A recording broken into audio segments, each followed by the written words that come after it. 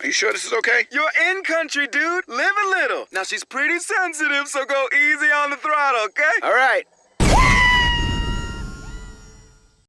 Alright, so as you can see, I bedazzled it for the girlfriend here a bit.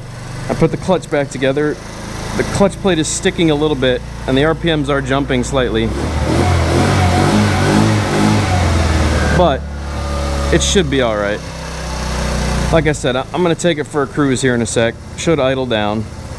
There's the idle down. So the clutch still needs to wear in a little bit. This has been running for about 15 minutes, so it's getting a little hot. So we're going to take it for a ride now. I've started bedazzling it for the girlfriend here, obviously. So let's take it for its first ride, see how it does. There we go. Get it off its center stand here. Have a seat. All right. I feel comfortable. Oh, it rolls pretty good. That's a good sign.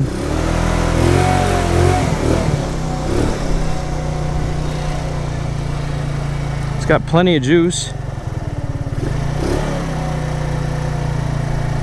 The idle's still having a hard time coming down because of the vacuum. It seems to have some kind of weird little vacuum leak somewhere.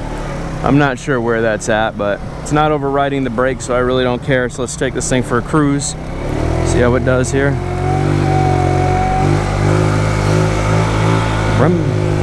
Yeah, the carburetor's still having some issues. You got to get it up there in the RPM band. Brum, brum. It wants to bog. Definitely wants to bog.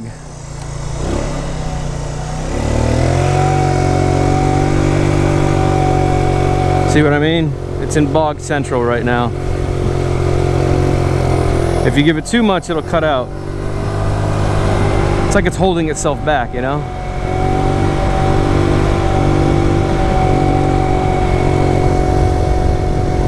But it does ride, feels smooth.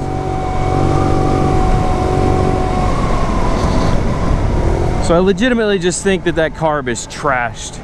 It's just junk. It was a crappy carb to begin with. The brakes work really good. So I'm trying to run it out just to see if it'll start working better. But it seems like it's trying to fight me a little bit here. It doesn't want to come into the power band very easily. I can hold it right there, but as soon as it kicks on the pilot, it dumps out and starts to bog on itself. You can feather it and get it going, and that causes the vacuum to jump up and down a little bit. It is rideable at slow speeds of like 20.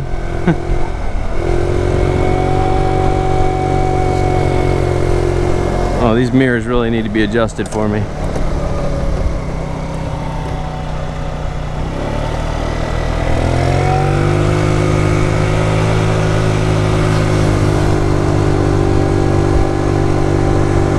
So we can get her up to 20. Let's see if she'll keep going.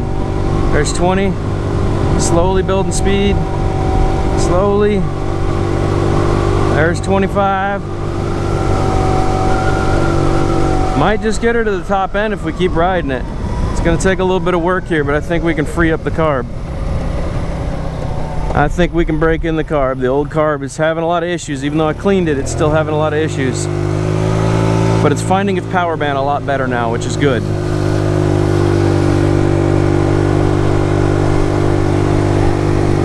I don't have to keep feathering the throttle, so the carb is obviously getting better as we ride it here.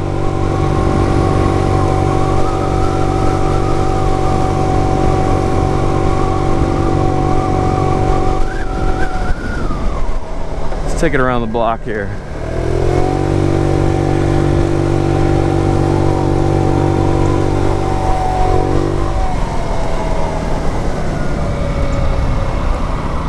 And use that momentum to stay going.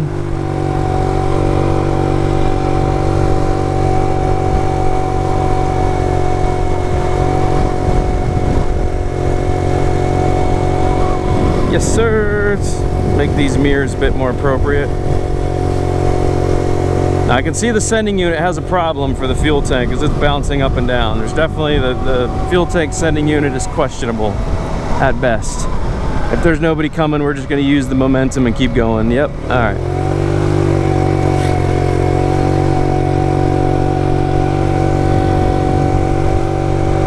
little uphill climb here.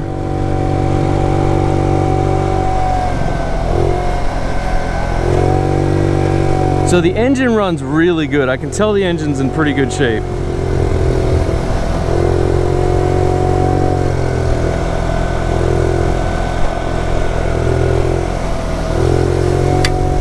But she's struggling. She's definitely struggling.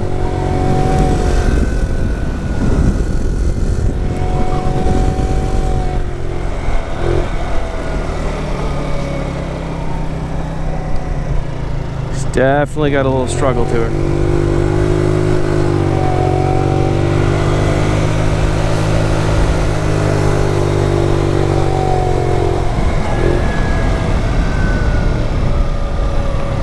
Alright, well, runs, drives, however, you can see the fuel gauge jumping up and down.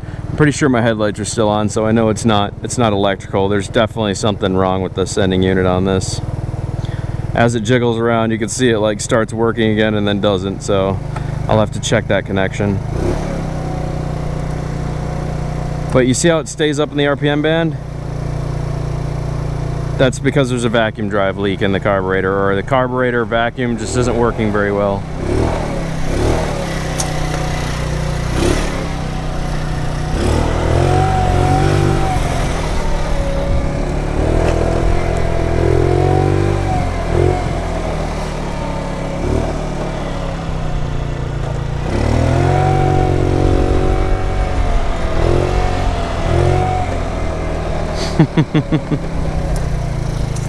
But the clutch I put on there seems to be doing good. There's the idle down, so it came back down into a nice idle. But you see how the RPM stayed up when I did that?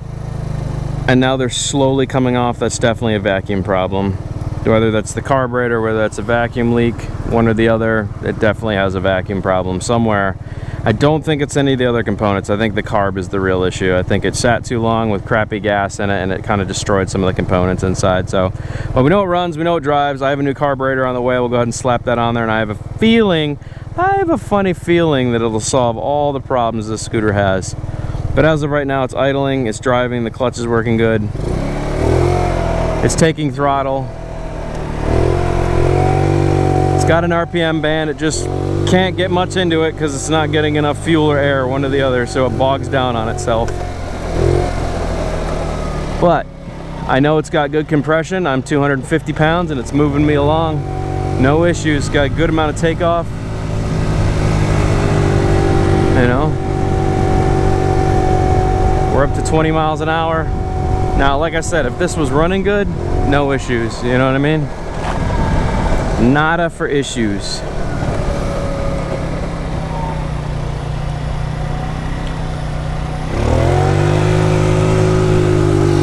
You can hear the power band, but then it chokes on itself. I can feel it cutting in and out, in and out. It's not getting enough gas or it's not getting enough air. And then it comes in nice and hard, see? But I still don't have it full throttle. That would be full throttle. But it chokes. It's bogging real hard.